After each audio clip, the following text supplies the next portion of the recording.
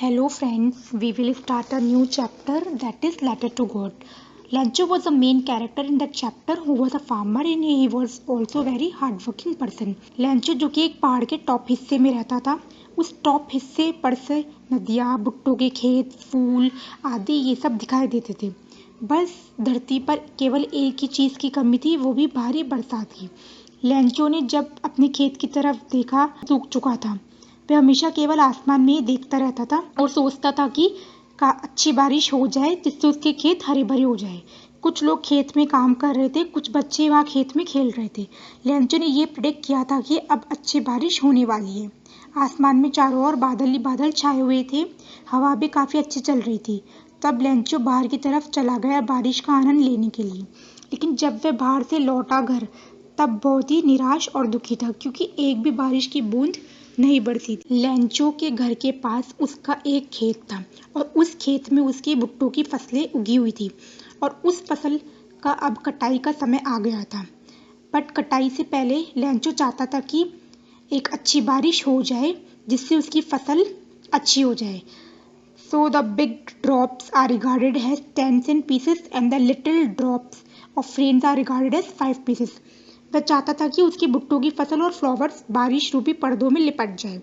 But अचानक से एक दिन तेज हवा चलने लगी और भारी ओले रूपी बरसात के साथ उसके ओले गिरने शुरू हो गए और ये न्यू सिल्वर कॉइन की तरह लग रहे थे। लैंचो चाहता था कि ओले जल्दी से खत्म हो जाए, मिट जाए।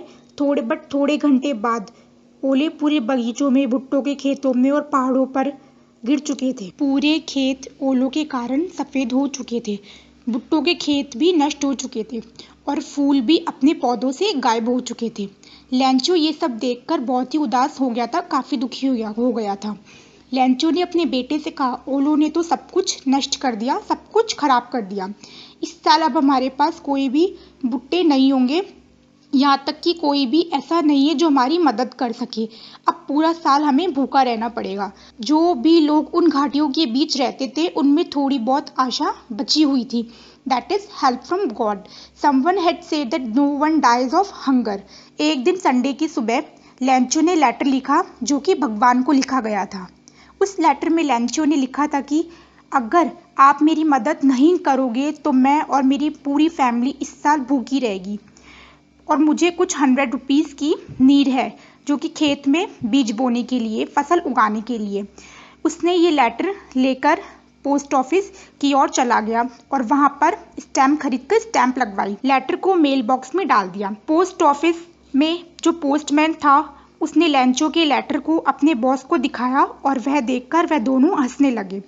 उनके करियर में कभी भी किसी भी पोस्टमैन को वह नहीं पता था। पोस्टमैन काफ़ी मोटा था और फ्रेंडली नेचर का था। जब लैंचो पोस्ट ऑफिस गया लेटर देने, तब उस लेटर को देखकर पोस्टमैन के मुंह से उसकी हंसी छूट पड़ी। जब पोस्टमैन लेटर को पढ़ने लगा तब पोस्टमैन ने लेटर पढ़कर यह डिसाइड कर लिया था कि वह सब एम्प्लॉयज़ मिलकर अपनी अपनी सैलरी का थोड़ा हिस्सा चैरिटी के तौर पर लैंचो को देंगे। उन सब ने पैसे कलेक्ट कर लिए थे जो कि आधे से भी ज़्यादा थे। पोस्टमैन ने सारे पैसे एनवलप में डाल दिए थे। उस लेटर में केवल सिंगल वर्ड के तौर पर गॉड के सिग्नेचर थे। हर संडे की तरह इस संडे भी लैंचो पोस्ट ऑफिस गया था यह पता लगाने कि कहीं उसके नाम का कोई लेटर तो नहीं आया। लैंचो ने जब लेटर खोला तब पैसे देखकर सरप्राइज ही नहीं बल्कि उसका कॉन्फिडेंस लेवल और भी बढ़ गया था। जब वह पैसे काउंट कर रहा था तब वह थोड़ा दुखी हो गया था। फिर लैंचो ने विंडो के पास जाकर पेपर और इंक मांगी और वहाँ पब्लिक टेबल पर उसने लेटर लिखना स्टार्ट कर दिया। फिर लैंचो विंडो के पास गया और लेटर पर स्टैम्प लगवाई और लेटर को अपने हाथ में ले लिया। उस समय लेटर मेल बॉक्स में गिर गया था। तब पोस्ट मास्टर ने उस लेटर को खोला। उसमें लिखा हुआ था कि भगवान, मेरे पास केवल 70 रुपये ही आए हैं, बाकी के आप मुझे जल्दी भेज दो, मुझे इसकी सख्त ज़रूरत है। लेकिन इस बार पैसे मेल से मत भिजवाना क्योंकि ये सब पोस्ट ऑफिस एम्प्लॉय बदमाशों का झुंड है।